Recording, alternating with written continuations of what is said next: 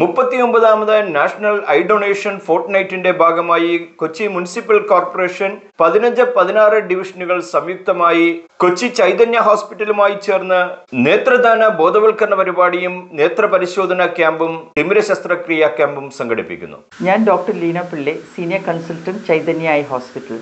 National eye donation ഫോർട്ട്നൈറ്റിന്റെ ഭാഗമായി August 25 തൊട്ട് September 8 Chaitanya eye hospital and research ഇൻസ്റ്റിറ്റ്യൂട്ടിന്റെ അനന്ത ഐ ബാങ്ക് എറണാകുളം, കോട്ടയം, ആലപ്പുഴ, പത്തനംതിട്ട, കൊല്ലം, തിരുവനന്തപുരം എന്നീ ഡിസ്ട്രിക്റ്റുകളിൽ വിവിധ ബോധവൽക്കരണ പരിപാടികൾ ഉൾപ്പെടുത്തി ഒരു സന്ദേശയാത്ര അനന്ത സ്റ്റോറീസ് എന്ന പേരിൽ സംഘടിപ്പിക്കുകയായിരുന്നു.